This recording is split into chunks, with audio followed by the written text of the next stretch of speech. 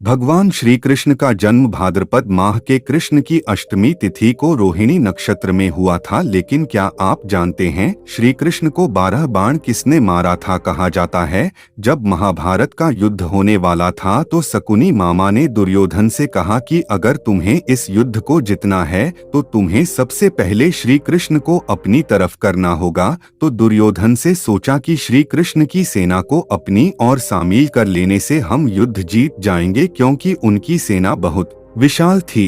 तब दुर्योधन श्री कृष्ण के पास गया, लेकिन तब श्री कृष्ण नींद में थे। तभी दुर्योधन उनके सिर के पास खड़ा हो गया। तभी अर्जुन वहां पर आ गए, लेकिन श्री कृष्ण नींद ले रहे थे। तो अर्जुन उनके चरणों के पास जाके खड़े हो गए। श्री कृष्ण की जैसे ही नींद खुली उन्हें अर्जुन दिखाई दिए। अर्जुन ने उन्हें प्रणाम किया। तभी दुर्योधन ने भी प्रणाम किया। तब अर्जुन कहते हैं कि मैं एक विनती आपके पास लाया हूँ। तभी दुर्योधन कहता है कि पहले मैं आया हूँ, इसलिए पहले मांगने का अधिकार मेरा है। श्री कृष्ण ने कहा कि लेकिन मैंने तो अर्जुन को पहले देखा है, पहला अधिकार अर्जुन का है।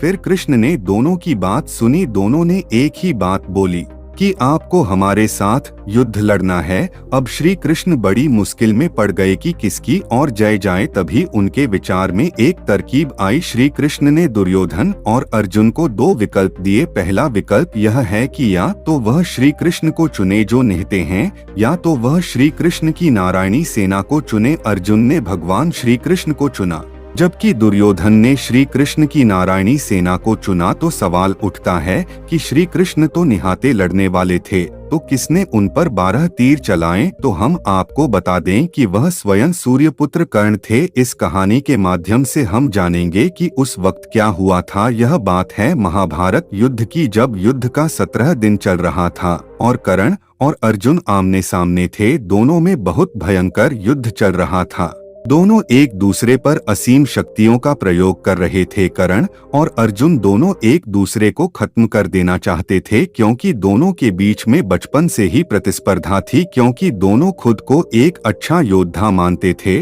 और वह वक्त आ भी गया था जब कर्ण ने अर्जुन पर सर्प बाण चला दिया। इस बाण को कर्ण ने अर्जुन पर चलाने के लिए बहुत सालों से अपने पास रखा था। वास्तव में यह बाण पाताल लोक का एक अश्वसेन नाम का नाग था, जो अर्जुन का परम शत्रु था। और उसकी शत्रुता का कारण खांडव वन में अर्जुन ने उनका पूरा घर तहस-नहस कर दिया था। तभी से अश्वसेन अर्जुन को मारने की तलाश में था। कई सारे सीरियल में आपने महाभारत में देखा होगा कि उन्हें तक्षक नाग मारना चाहता था। महाभारत के अलग अलग भागों में उनका अलग अलग नाम है। कहीं अश्वसेन तो तक्षक नाग है।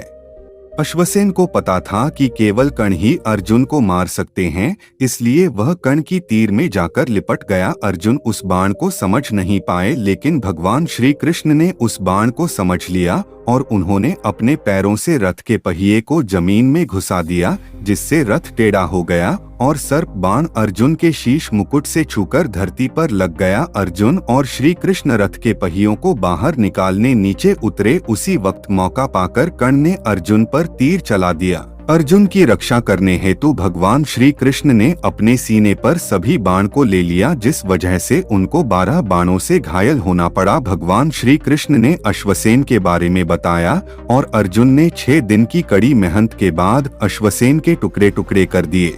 तो मित्र, हमारे वीडियो कैसा लगा? अच्छा लगा तो कमेंट करके जरूर बताएं और नए हो तो चैनल को सब्सक्राइब कर ले।